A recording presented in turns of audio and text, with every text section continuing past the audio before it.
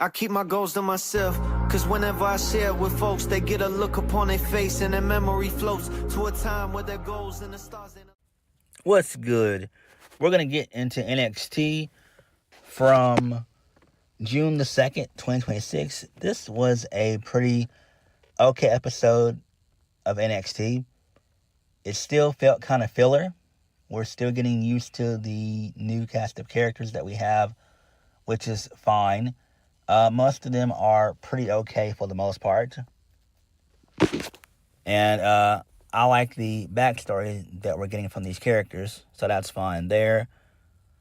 We are building towards Great American Bash, which is going to be happening at the end of the month, and so we'll talk about that when we get to it, because it's wild what is going on June 28th. That's Sunday. It's going to be wild. So we'll talk about all that. Again, I like what they're doing in NXT and everything else. So, there's that. No one really stands out right now because, again, everybody is so new. And the champions have been around for a while as stars. So Lola Vice and Tony D'Angelo. They're holding down the fort of their respective championships. Also, Tana Paxley, same thing. So they've all been in NXT for about a good... Lola Vice has been in NXT for about a good, basically 4 years. Because she came in 2022. And Tony D'Angelo came in 2021. So they've been there for a minute. So they're kind of vets now, basically. So, there's that. All right. So we kicked the show off with the first match of the night. Zaria defeats Lizzie Rain. Match was pretty decent. Very good stuff. So, Zaria wins via the spear into the F5 for the 1-2-3. Zaria is about to attack Tana Paxley post-match. She was going to do another F5, but Tatum Paxley shows up to make the save. And basically, Tatum says that if Zaria wants it so bad, then she can have her title match next week. Okay, that's fine. That makes perfect sense. Really good stuff there. I like what they're doing with Zaria. I do expect for Zaria to probably not win here. They'll probably end up doing a rematch for Great American Bash, since that's in basically 4 weeks' time. So that's fine there. So good stuff. Good stuff there. Moving on, this leads us into Miles Bourne and Tavion Heights. So they're giving props to Sean Legacy and Dorian Von Dukes, DVD, for their match last week. Miles said that they should run it back.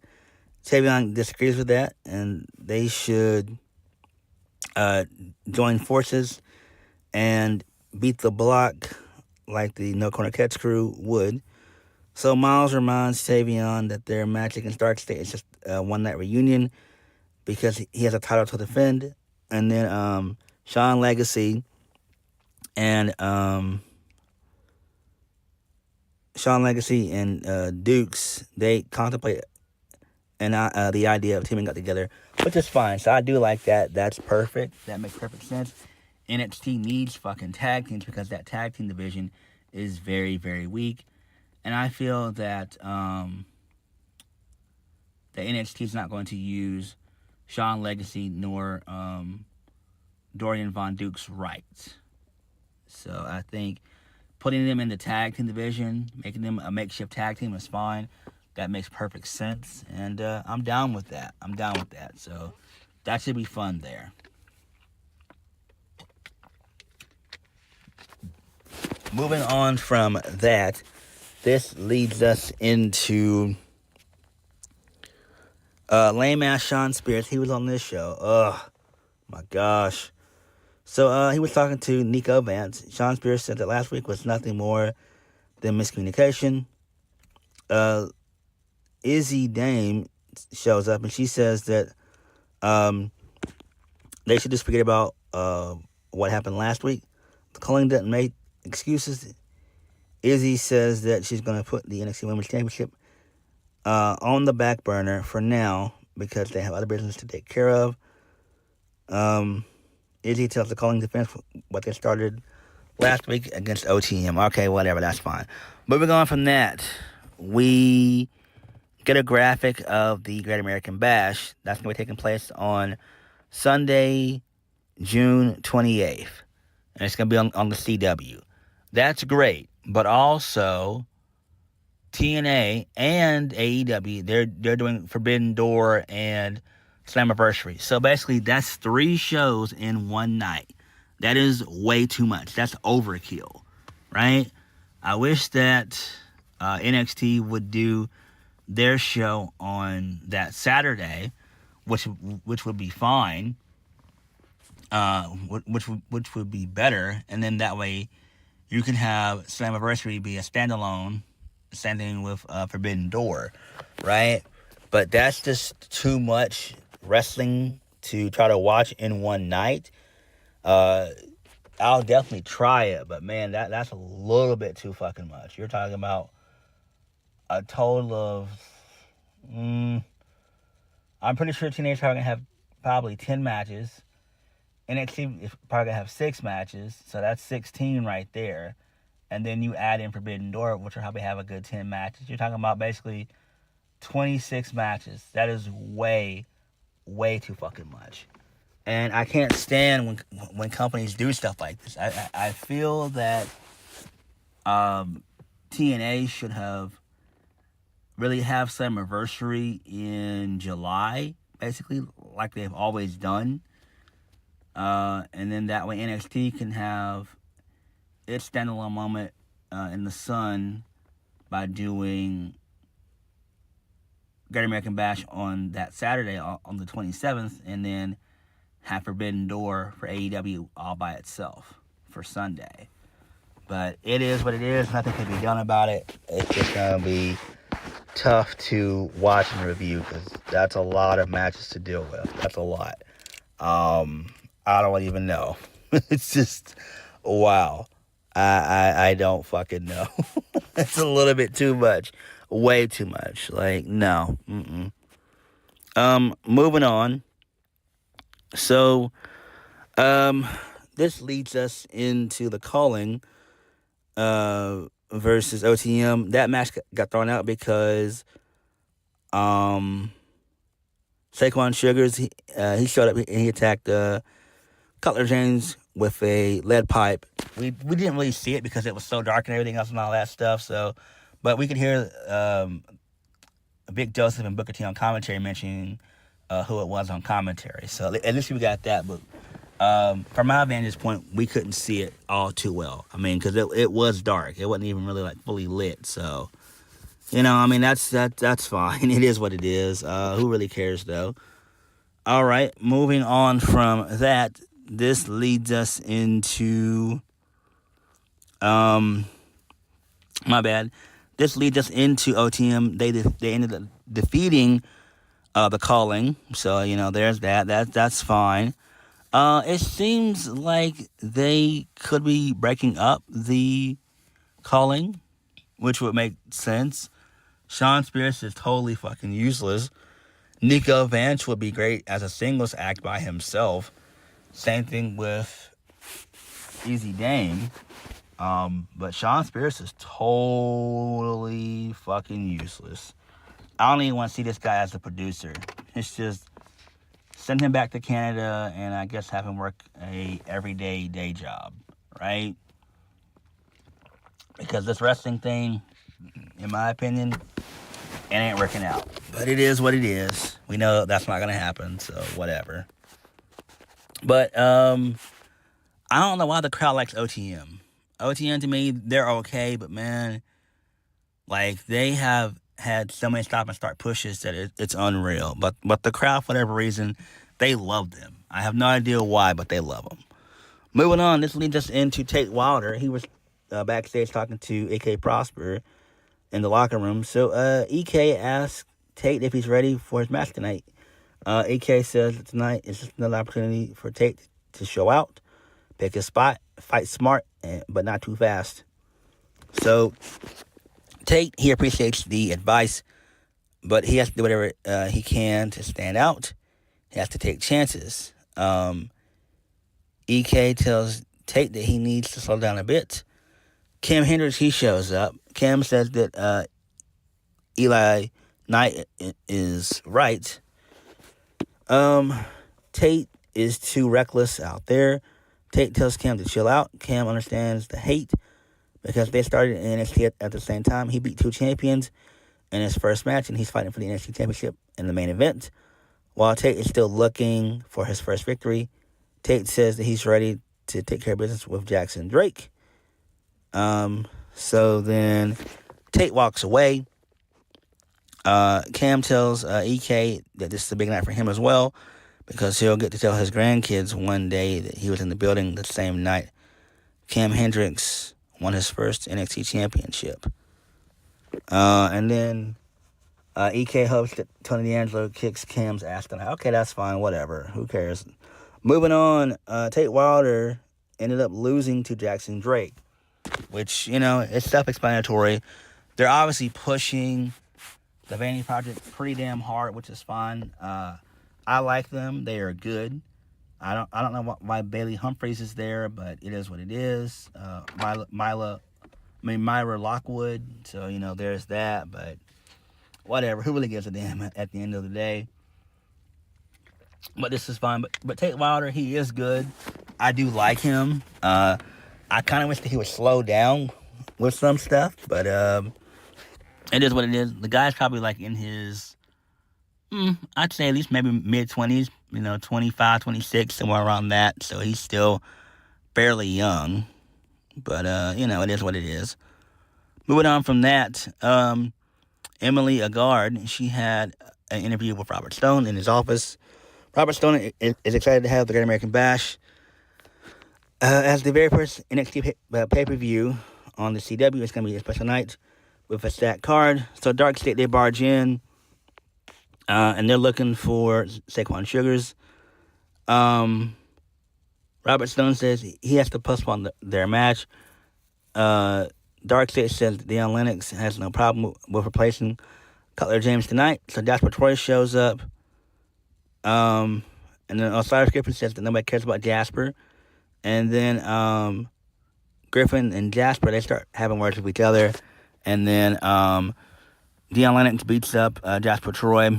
Darkstate takes out Jasper Troy. That's fine, whatever. Who really cares about this shit at all? Whatever. Moving on from that, this leads us into Lola Vice and Kalani Jordan. And this was actually a pretty good segment. So Lola Vice put herself over about what she did in AAA and everything else and all that stuff. She said that she's the total package. She knows that she's undeniable. She said no matter the match, the challenger, the doubters, she's going to continue to prove everyone wrong. She didn't win the title out of luck. She won the title because for the past 4 years, she went to sleep every single night envisioning her name, Lola Vice, on the side plates. She says she doesn't do excuses. She doesn't make them for herself, and she sure as hell will not accept them from anyone here. So she wants to know who's next and who's ready to step up. And whoever's going to be, she's going to leave them the same way and embarrass them, and they're going to get knocked the hell out. So Kalani Jordan shows up. So she has some words with Lola Vice. And Kalani put over Lola Vice, talking about, her accomplishments and everything else. And then Kalani does the same thing about how she went to TNA and all that stuff and everything else, and put over what she did. She said that she's already tapped out Lola Vice, and she's beaten Rena Sinclair and everything else. She just needs one more chance. So then Lola had a good burn saying that she was TNA champ, but if you blinked, you missed it. So she said this month is her 1 year anniversary with AAA. And then Kalani Jordan's like, Congrats, you want a cookie? Being sarcastic. So Kendall Gray comes in and she yaps and she says that she's beaten both Lola and Kalani. She's had their numbers. And so Kalani continues to bicker back and forth, same thing with Lola Vice. And basically, a little brawl ensues briefly. Lola ends up clocking Kendall with the 305, the spinning back fist by mistake. So there's that. So it's going to basically be a triple threat match come Great American Bash, which is fine. I'm down for that, even though I'm not a fan of triple threat matches, but it's the best option that we have right now, right? Kendall's a baby face. The only heel in this situation is Kalani Jordan. So, there is that. That is fine, though. All right, moving on from that. This leads us into Tatum Paxley. She's talking to Charlotte Hill. Tatum says that Charlotte, that she's more confident that he'll win the pageant next week. She may not get to see it because she has her title defense against Zaria. Charlotte says that he has some raccoon business to attend to. Tatum wishes Charlotte luck, and then Zaria shows up. She attacks Tatum from behind and beats her up with the F5, and that was that. And Charlotte Hill called for help. Okay, that's fine, whatever. Moving on, this leads us into Tony D'Angelo. He runs into Mason Brook backstage. Tony's got a sneaky feeling that Mason is getting involved in his title match tonight. Mason said that he's not here to make any promises. They both know that Mason should be the one getting this title shot, not Cam Hendricks. Tony said that there's a long line of guys who's coming after his title. And, he's going to take them out one by one. Mason says that Tony is a great champion, and he'll beat everybody except for him. So Robert Stone says that he's not having the greatest night. Robert Stone tells Mason that he'll be having a match against Naraku next week. Tony tells Mason that if he beats Naraku, he'll cut the line all the way to the front. And then Robert Stone tells Mason not to get involved in the match, in the main event. And then Naraku is lurking from the background. Okay, that's cool. I like that. Good stuff there. Good stuff. Moving on, Lexus King defeats Romeo Monoro. So that's cool there. Whatever, it's fine. For whatever reason, the Birthright, they got involved and all that, so that's fine. Whatever. Moving on, Jada Parker gets into it with Natty. They just have some words back and forth and everything else. Natty says that she's not afraid of Jada Parker. She sees right through her. She knows that she's mediocre and all that stuff, so there's that. Natty says that Jada Parker is scared because deep down she knows that she's soft. So Hank and Tank talk about how ruthless the women are to each other. Carmen Petrovich said that Jada got what she deserved, and Nikita Lyons said that Jada shouldn't dish out what she can't take. So, and then Jada is walking away dejected. Okay, that's fine. Good stuff here. I like that. Makes sense. Good stuff. We should get this match probably at Great American Bash. So that should be some good shit there. Even though I'm not a fan of Natalya. Well, Natty. So whatever. Moving on, Keanu Carver, he gets into it with Tate Wilder. They have some words, basically. So, there's that. So they're going to have a match next week and all that jazz. So, all right. Kendall Gray, she's talking to Ren Sinclair. They're in the training room. Ren doesn't want to get in the way of Kendall's success, nor does she want to nor does she want her to become resentful with these injuries adding up. Ren says that she needs to focus on recovery, and Kendall needs to focus on beating Kalani Jordan. Kendall wants Ren in her corner. Ren tells Kendall that she needs to fight Kalani on her own. Okay, that's fine, whatever. Moving on, Darkstate, they defeat Miles Bourne and Tavion Heights. Whatever, I don't care about this shit at all. Moving on, this leads us into the main event of the evening. Tony D'Angelo defeats Cam Hendricks to retain the NXT Championship. Tony wins via the Forget About It. So there's that. This match was pretty good. It went kind of long to my liking, but Tony wins via the Dead to Rights, which is fine. So, Naraku, he showed up once again. He gave Tony the title, and Naraku had a stare down with Mason Rook, and then that was it. So, this is fine. This makes sense. We all know where this is going, or at least we should. So, good stuff. We know that this is going to lead to Naraku versus Tony D, probably at Great American Bash. I doubt if they're going to have Mason Rook win. It wouldn't make any sense. He just got there. Same thing with Naraku, but Naraku's more established than Mason, even though Naraku is a vet. He's been in New Japan for years. So, and then Mason Rook's been on the Indies for maybe 3 to 5 years, I would imagine, give or take. So, there's that. But all in all, NXT, for the most part, is pretty okay. Again, we need to get used to these guys and girls. Again, the women, they're fine, but the men's division in NXT is so weak. Their tag division is very weak. The mid-card is really non-existent, really. Not much going on there. Again, NXT's been hurting from when they lost these call-ups, in Trick Williams and Obafemi, Javon Evans, Ricky Saints, Joe Hendry, all those top guys that were there just last year, going into earlier this year, and now they're all on the main roster. So, NXT is going to need time to get where it needs to be for the men. But the women really are solid. The women are actually holding shit down. So, I do like that. But all in all, NXT was okay for the most part. But what did you guys think? Like, comment, subscribe. Peace.